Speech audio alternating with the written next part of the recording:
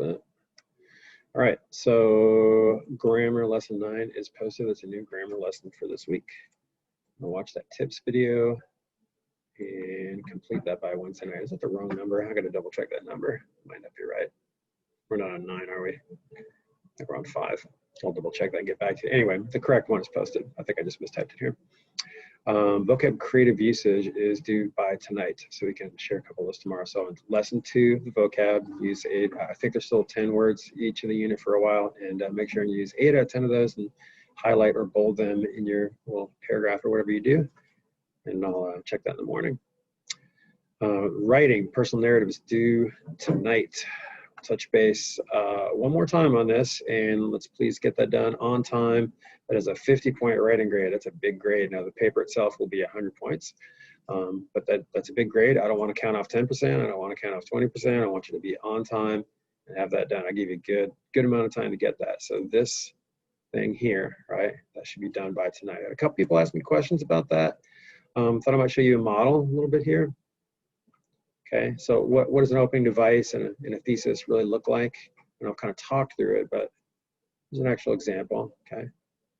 Coronavirus, many people in shock, causing them to be scared and worried. However, there are the many that are not taking this pandemic seriously. For me, that is truly scary. There are people who break social distancing guidelines, do not care, only thinking of themselves and not for Ohio or the US as a whole. COVID-19, okay, so that's opening device, right? Just kind of an overview of everything that's going on, but without really talking about herself too much. And the thesis starts here. COVID-19 has made me realize that tragedies don't always bring people together, that I can continue through this time and value life. Now she was kind of vague about introducing exactly what the experience is going to be, but that's okay. She's introducing the effect that it has had on her and reflecting, and not kind of spoiling the whole story. It's okay. And then she has a big, pretty in-depth paragraph about the kind of overall scenario and how society is feeling. She would have written this in April of this past year. And she's got that middle body paragraph. I'm currently putting in over 50 hours a week, babysitting children and frontline workers. So that's what she's doing. That's her experience, okay? You can get a lot more specific than that, but this was a specific enough thing that she was doing, even though it was ongoing, where it made sense. And she talks about what she does. Now, I wasn't as strict with them with getting like dialogue and some things like that in there, but you want to try to do that too. Reflection, or here's the kind of emotional reaction paragraph. I've truly learned to value life. Talks about her mom. So many people out there at higher risk. Life is valuable. Must take advantage of it. Life can be gone in just a flash of an eye. So she gets in depth with her feelings there, and it still looks back after time has passed in the conclusion. Okay, so it's kind of an example of what that might look like. Yours could be even more in depth than that. I don't think it should be any less long than that. It should be somewhere in the order of, you should look to try to get at least 2 pages out of it to really flesh that out, which is about what this is. 2.5, 3 would be awesome though. All right. Stop screen sharing for just a second. Anybody have any questions about the paper? How many people have already finished their outline? Raise your hand high. Be proud. Okay, a couple people. Cool. All right, let's get that done tonight, and I will try to keep an eye on my email if you're struggling with some part of it. The body paragraphs are kind of open as far as what those details are. I just want to see that you're thinking about the general content that you're gonna put in there. Remember, it's not you writing about what's going on in society. It's you writing about your experience within the overall pandemic that's going on. Okay. All right, let's switch over to Romeo and Juliet. So I checked that this morning. And here's our text. And I've printed out my questions for myself this time, so I can have them handy. And I've got the text here, although it's kind of hard to navigate in person. But let me see if I can kind of expand my grid here and be able to have the text up and call on you guys as you hopefully raise your hand and stuff. How well it's going to work. Hopefully it does that.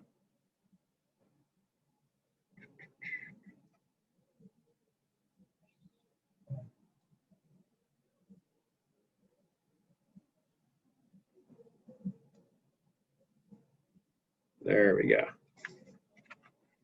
All right, so for scene 3, we're Lady Capulet and the nurse talk about how this is relevant to Paris and Capulet's conversation in the last scene. Let me just kind of go over scene 3 because that's pretty short, not as significant, right? I just talk about how whether Juliet is, open to the idea of marriage, right? And then of course that relates back to the conversation the dad and Paris had about it because they're talking about the same thing, right? And the idea they come up with is that there's the feast tonight and she can see Paris and she can get to know him and hopefully, this will work out. Okay. So that takes us to scene 4. And I want you guys to kind of talk about that. So we're in a street, right? Romeo's out with all his friends and they're getting rowdy, drinking some wine, talking loudly, joking with each other, smack talking each other.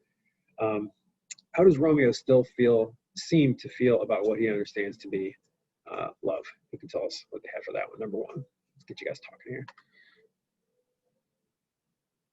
And of course, participation is over. Number 1. He still feels kind of like depressed, I guess, about love, that he doesn't really feel it.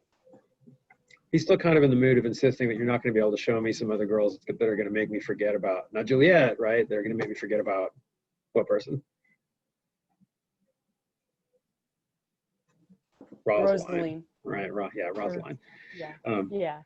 Exactly. Okay. So how does Mercutio try to snap Romeo out of his depression? And we can kind of connect number 2 and number 3, right? Because Mercutio basically jokes with him and stuff, right? So like if love be rough with you, be rough with love, right? Don't be such a wimp, Mercutio is saying. And you notice probably right away that Mercutio is pretty goofy, right? Like he is definitely like sarcastic all the time, kind of class clown, wants to attract attention to himself. And you kind of wonder like what's really going on with him, right? Because underneath it almost kind of seems like there's this like frustration or bitterness. Sometimes it's the people, you may have noticed this with a friend of yours at some point. Sometimes it's the person who tries to joke around all the time that really underneath all the jokes is maybe kind of a little bit unstable or depressed or something, right? And they cover it up by making jokes all the time. That doesn't mean anybody who makes a lot of jokes is like that, but it can be the case sometimes. And I think with Mercutio, although we may or may not figure out what's really going on with him, might be one of those people. Okay, so he tries to joke with Romeo to kind of get him out of his depression. But then what about when he goes into a long speech? Now, if you're looking at those literary terms in that Quizlet that I gave you, no pressure there. That's not like some grade or anything. It's just to kind of help you understand some of the terminology. He goes on, we would definitely call it a monologue, and it's almost a soliloquy. Now, for it to be a soliloquy, which is like an extended speech by a character with nobody else, it has to be with nobody else around, right? Which doesn't make sense. It's not a realistic device, right? Because nobody would really do that, but it lets us know what's going on inside characters' heads in Shakespeare plays, okay? But while there's still people around Mercutio, he gets so carried away, he almost forgets that there's other people there, right? And he kind of gets out of hand to the point where Romeo says, hey, Mercutio, talks of nothing, right? Dreams, made up stuff, right? And he has to calm him down. So what does Mercutio talk about? Queen Mab. What does Queen Mab do? What does she bring into your head? It's like a fable myth kind of story. She's a fairy. She's like a fairy that goes over people, and she makes them dream about things they love. Yeah, good. And maybe disturbing things too, right? And when he talks about it, that's when he starts to. Was that Lauren talking, by the way? Okay. Yeah. He starts to get really worked up, doesn't he? Where he's like either mad that she doesn't see him, or mad that he doesn't get the same kind of dreams, or maybe he doesn't get the same life experiences that others get. And you can't tell exactly what's going on with him. It's always kind of a mystery. But he does get really, really worked up, and Romeo has to calm him down. Well, why does Romeo then feel uneasy about going to the party? What does he kind of talk about that he has this weird feeling about? We should go to the text on this part. See if I can get in there. Scene 4.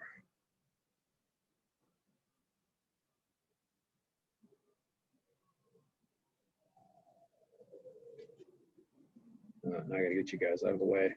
Let me just ask you first. Roman, go ahead. He says that he has a feeling that somebody's gonna like kill him. Like, Kinda. death. that something bad's gonna happen. He says, my mind misgives some consequence, yet hanging in the stars shall bitterly begin this fearful date. I remember that off the top of my head, but I can't get any farther. But it's like he feels fate like closing in on him, right? And in all Shakespeare plays, there's always this combination. So Shakespeare plays kind of the idea of tragic plays, of tragedy, goes back to ancient Greek tragedy, right? And in ancient Greek tragedy, it was all about fate. You could not escape your fate. But Shakespeare makes it kind of a combination, right? So we have this feeling that Romeo and Juliet's fate is closing in on them. And of course, we as viewers and readers already know what their fate is, right? But we'll pretend like we don't. We'll try to forget that. But it's like he feels his fate closing in, but at the same time, there's decisions they could be making to maybe avoid that, right? And they haven't started to make those decisions yet, because at this point they haven't even actually met, right? He's on his way to the party, or obviously we know now that he's going to meet Juliet. But what decision, regardless, does he go ahead and make in lines? I've noticed the line numbers. Have you guys noticed the line numbers are like too short of what they're listed on No Fear Shakespeare? Okay, hopefully you figured that out. It's real close, but I think maybe 112 and 113 might be like 114, 115 in there or something like that. So hopefully that gets you close enough where you see. I apologize for that, but okay. What does he decide? Regardless of the feeling that he has, he decides, well, let's still go ahead and what? Go ahead, Roman. Go to the party. Yeah. He still goes to the party. Right. He says, whoever has the steerage of my course, like whoever's blowing the sails of, the sailboat of my life, screw it. Let's go. I'm just talking nonsense here, right? Hopefully. All right. So in what ways throughout the scene do we see how Mercutio is a foil to Romeo? Now that's another term that you'd see in that little Quizlet thing. But maybe some of you know. Do we understand what a character foil is? If one character is a foil for another, maybe you can even guess if you don't know the term. What does that mean?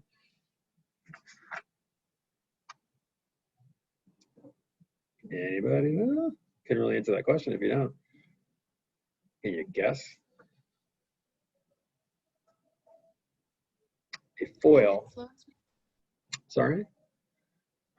An influence, maybe? Not exactly. Not exactly. Good guess, because they do influence each other. But it's more that some people misinterpret a foil to mean an opposite, and that captures some of it. But what it really is a character who is set up to be very different or kind of opposite of another character in some way.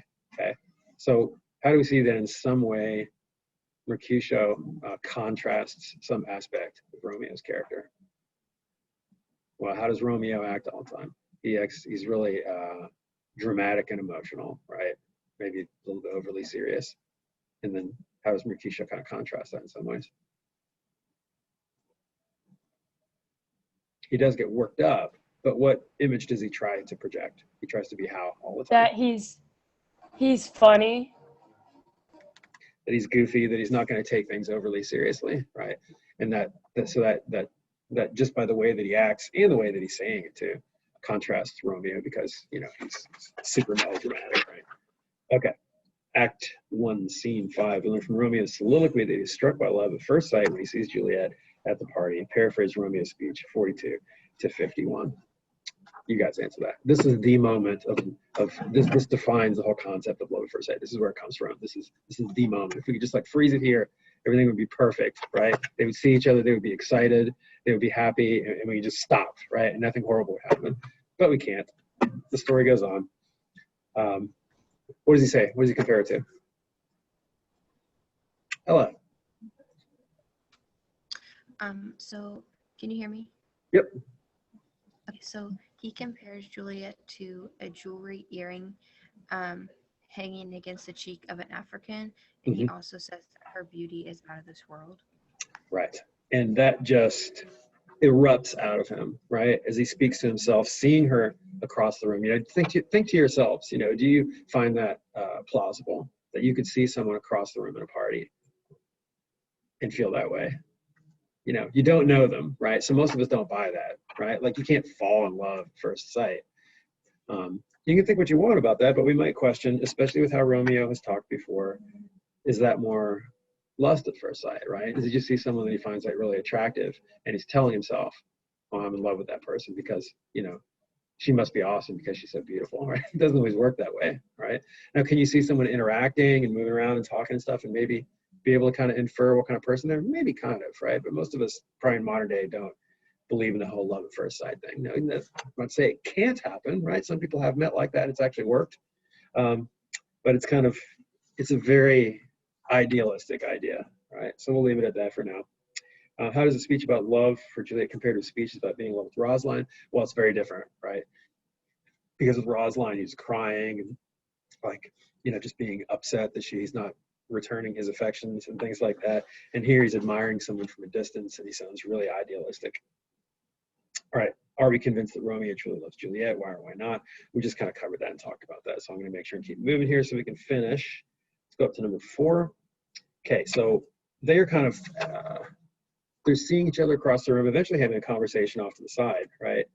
And somewhere in there, Romeo's probably being a little bit careless and maybe not covering his face with his mask. Kind of funny if they're at a party where they're covering their faces with masks, which we can kind of relate to on some degree for different reasons.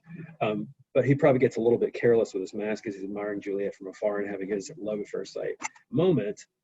And then Tybalt sees him. We know what Tybalt's like already, right? His character has been telegraphed by his behavior in the first couple scenes. And he is going to go over there and, and try to get Romeo, right? And Lord Capulet sees him getting mad and stops him, right? What are his reasons that he wants Romeo to calm down and leave him alone? Or that he wants Tybalt to calm down and leave him alone? Go ahead, Ella. So there's 2 reasons. The 2 reasons that Lord Capulet gives to Romeo is that he isn't to make sure that Tybalt doesn't try to pick a fight with Romeo, is that he is a nice, dignified young man who can carry himself well. Okay, so even though he's a Montague, Lord Capulet says, hey, they say he's a nice kid. Why don't you leave him alone? Okay, and the other one? The second reason is that he is also a well-behaved young man. And in general, another way we could put that is he says, you'll set cock-a-hoop, you'll upset my guests. He doesn't want his party to be ruined with a fight, right? So that's the other one. So he seems like common sense, but he gets mad at Tybalt, stops him.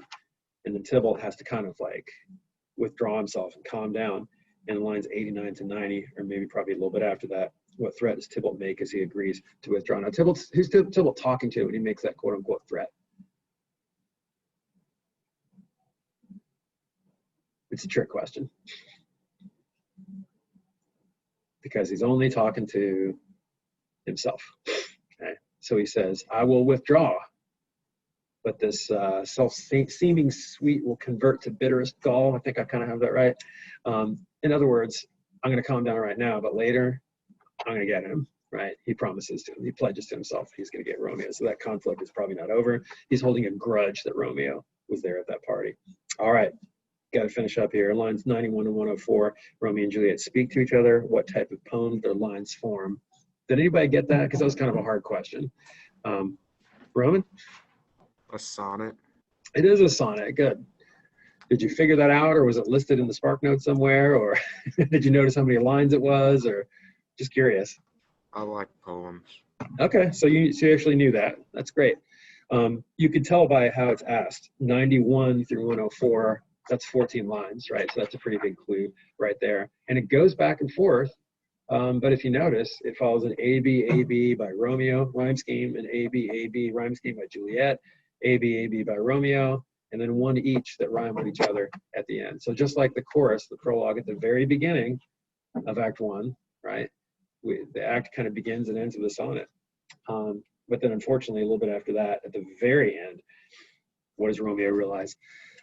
Excuse me, in lines 116, 117. Unfortunately, what we already knew and what we now realize that Romeo didn't know is that what? Go ahead, Roman. That if he marries Juliet, then his life will basically be in his enemy's hands. Yeah, basically, he didn't actually realize that she was a Capulet.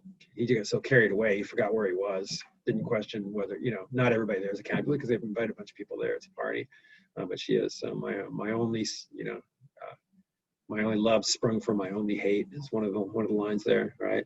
When Juliet realizes the same thing, okay, and the nurse is like trying to kind of switching her off. So now it's too late. They've already fallen in love with each other, right? They talked off to the side. They even kissed, talking about their lips being like hands praying and things like that. No turning back now. Okay, 8:33, so we're toward the end of our time here. Let me stop the screen share, pop back to you guys. Anybody have any questions? So outline and grammar due tonight. And then, I have posted next study guide, okay? And we have through Wednesday night to read all of Act 2, okay? So that's a little bit more. Hopefully we're used to reading now. We got the Spark Notes going. I've got the audio posted as usual, but it is a whole act this time. That's 3 nights to read it though, okay? So keep that in mind and don't wait until Wednesday night to read a whole act of Shakespeare play. That's gonna be too much. But we gotta stay on schedule to finish for the quarter, okay? All kinds of stuff's gonna happen. It'll be fun. Keep using the audio. Questions? Guys all good? Looking for hands. Roman, yes? I emailed you twice about this, but I did the Romeo and Juliet thing, the first couple of acts. I'm not sure what you're saying. What do you mean you did the Romeo and Juliet thing? The first book, it's the R&J Act 1, Scene 3 to 5, or it's Scene 1 to 2. Oh, you turned that in late or something? Is that what you're saying? Yeah, I emailed you a couple times about it. Do I not have it in there yet? No. Okay, I'll look, Roman. I apologize. I don't remember that, but I'll check it out. Madeline, do you have a question over there? Are you raising your hand? No. Okay, all good. That's all I got, guys. I'll let you go.